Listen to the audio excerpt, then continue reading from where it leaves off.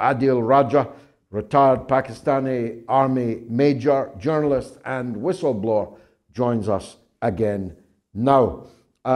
Major Raja, thank you for joining us again. We may have to make this a weekly occurrence given the interest in this subject. I don't know if you heard my introductory remarks. I was lamenting the parade of unfortunates resigning from Imran Khan's leadership and his inner circle, and I suppose implicitly saying what a pathetic sight it was. How did it look to you?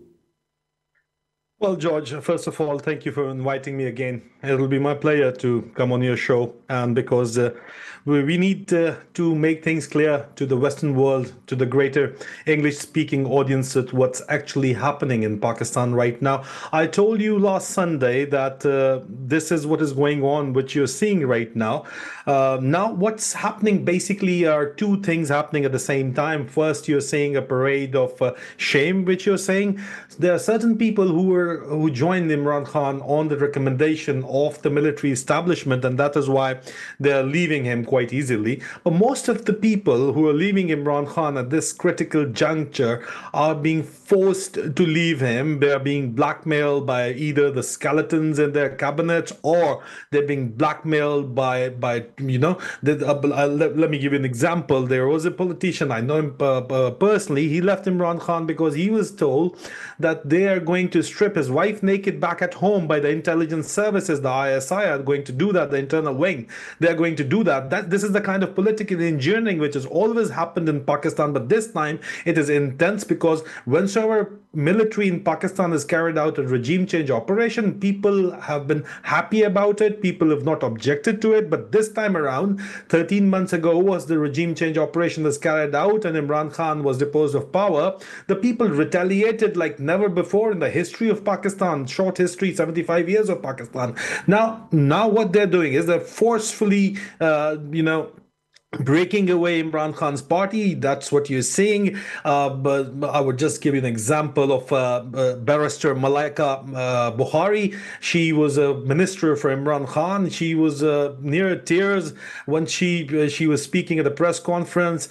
We call it the hot seat in Pakistan these days. The National Press Club of Islamabad. Whosoever sits there and says, "I'm leaving Imran Khan," it's it's almost funny. The way they're leaving the party. But she said something very critical. She said, "I've got a 13-year-old son."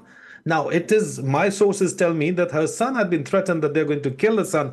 I can confirm to you, I can pledge it, I can prove it, that people's mothers have been tortured, sisters have been tortured who are supporting Imran Khan.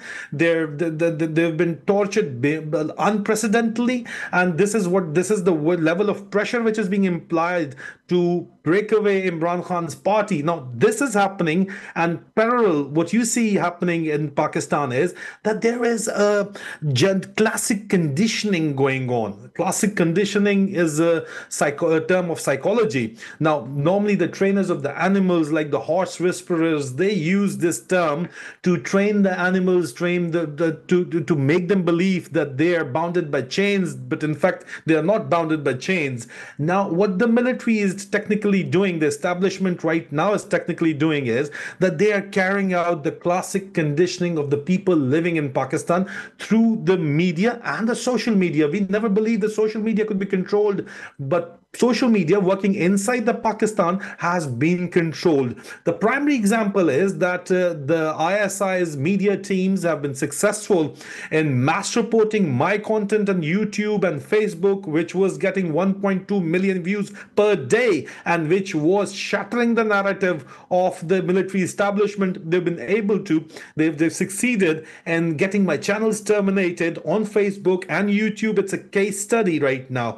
And well, I am streaming on Twitter and Twitch as a result, but people are not used to these platforms.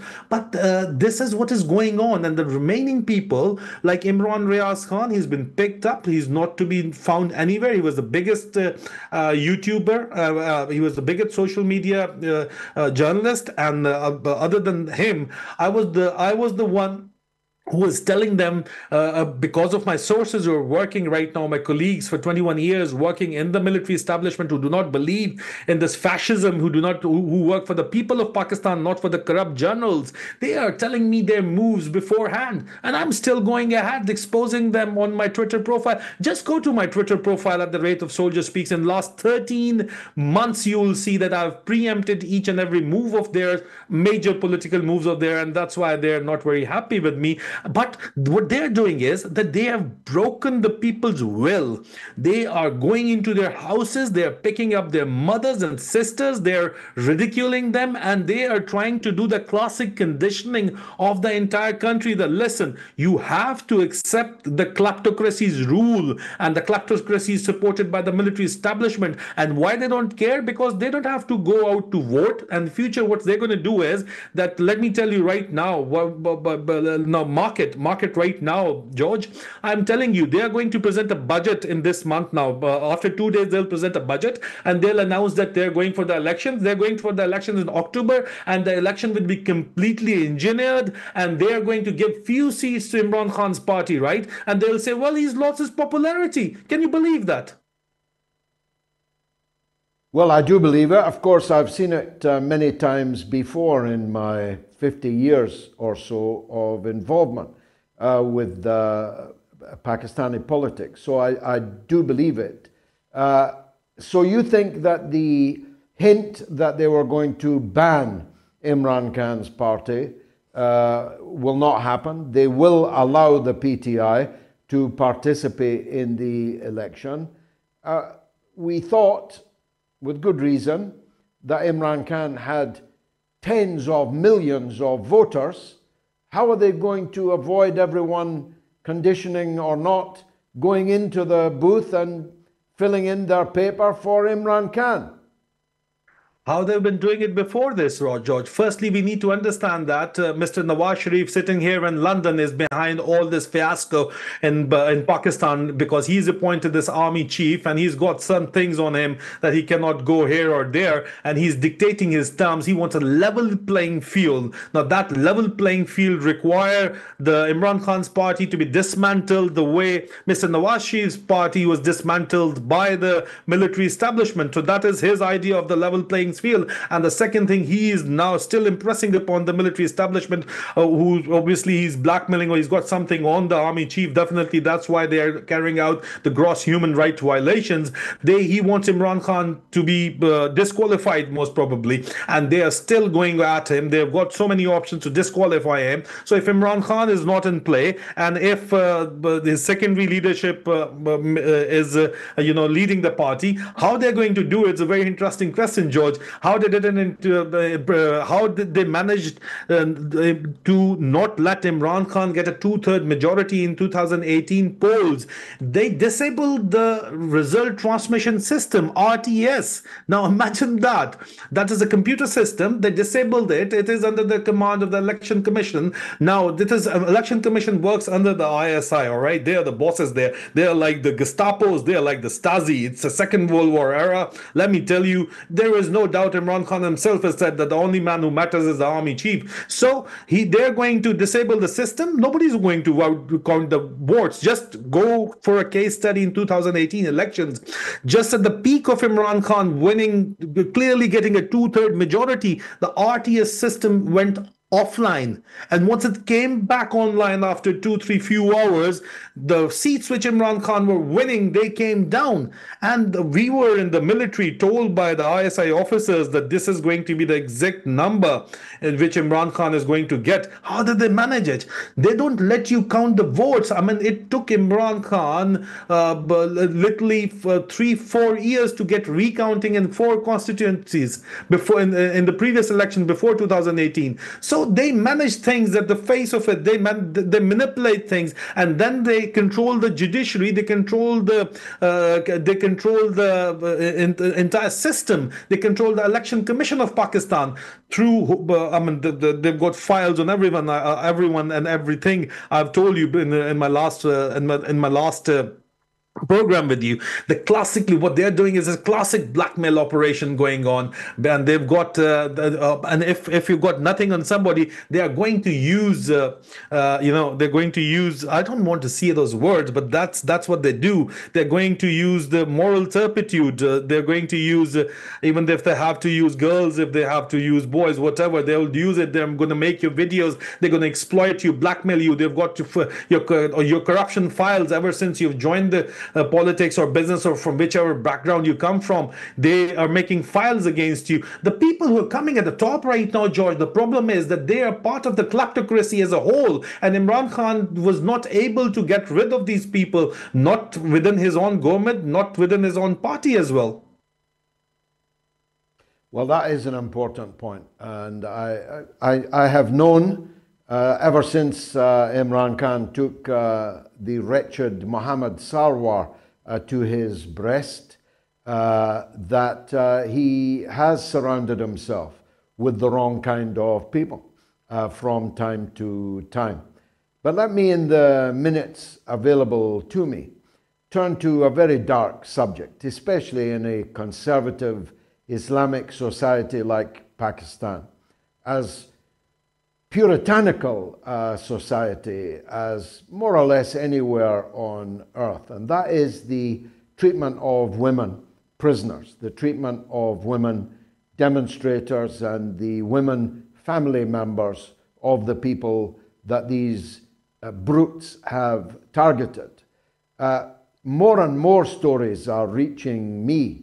One I could disregard, 10 maybe doubt, but I'm now receiving hundreds, and you must be receiving thousands of reports of the mistreatment of women by men in secret, behind bars, in dungeons, in barracks. This must place a chill in the hearts of the people of Pakistan. George, you're absolutely right. You know, what's happening is unprecedented. I told you the word unprecedented must have come into my conversation last week. But it must have been the predominant word, unprecedented. What's happening is unprecedented. That's why I'm telling you again and again, that's unprecedented. The kind of supporters, women supporters Imran Khan has got, and they're in the jail, they're unprecedented. How? They belong to middle class families, upper middle class, well-educated families. Even right now, Khatija Shah, she is the granddaughter of the ex-army chief, General Asif Nawaz Janjua, and she's a fashion icon in Pakistan. Imagine she's in jail right now, and she's being treated under anti-terrorism laws. There are young girls who never knew what Pakistani politics was like, who comes from very comfortable environments in their homes. They've been put into a small little cell where there are no basic human needs as such. You know, it's not a jail of the UK or USA. It's a Pakistani jail you might have seen in the Mexican movies. Maybe it's the worst kind of jails out there, and they're being maltreated. There are reports of alleged rapes, and that's why the Interior Minister of Pakistan came late last night and given them he has to give a presser that, you know, they are going to come at us with these allegations. We've got nothing to do it there. So they're only doing it for political point scoring, but they're scared because they've done all these things to break Imran Khan's political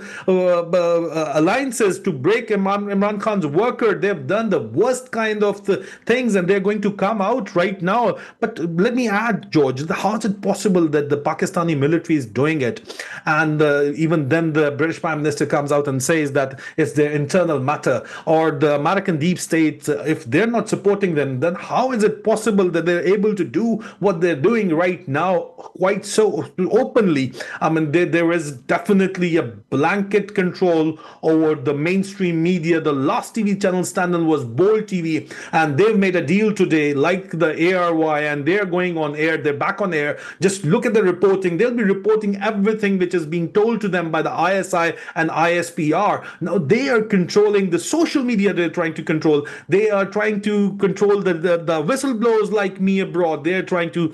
I mean, you take me to a court of law, George, all right, and I will give a witness witness statement with proofs that they are coming after the woman and they are doing the worst kind of acts with the woman which are unprecedented. Has it worked? Is Imran Khan finished? George, Imran Khan's an idea. He cannot be finished. You cannot kill an idea. You might well be able to get rid of Imran Khan, but you won't be able to kill the idea which Imran Khan has given. The mindset, the narrative built over 75 years in Pakistan have been shattered away with. They said that the Bangladeshis who broke away were themselves. It was because of the politicians and because of Bengalis themselves they went away. Now people say Sheikh Mujibur Rahman is a hero. He went away because of the Pakistani military was doing the thing which they are doing right now. We were made to believe that the Balochis, they are doing it only because they are being supported by the Indians. Now people say that we were being lied to by the military. No, the Balochis are being persecuted. They are being raped. Their women are being raped. They are being killed extrajudiciously. Take me to a court of law, George. I'll give you the proof. I'll give you the witness statement. All right. This is what they are doing. People believe that the tribals were, right now even the army chief talks to his officers and they says, well, he talks with disgust about the tribals who've got their tradition. Pakhtunwali, you asked me last time that are the army going to revolt or resist? No, the people in Khyber Pakhtunkhwa is going to revolt and resist because it's as part of their tradition. They carry arms and ammunition with them, and they, only province in which they're not able to touch the woman is the province of Khyber Pakhtunkhwa, because these people, they went to their mosque and in the loudspeakers they let the entire area know that if the military or the police or any other law enforcement agencies try to enter your home, just shoot at them. This is what they say, and that's why they haven't gone in there. But people in Punjab, they're so-called developed province, so-called they're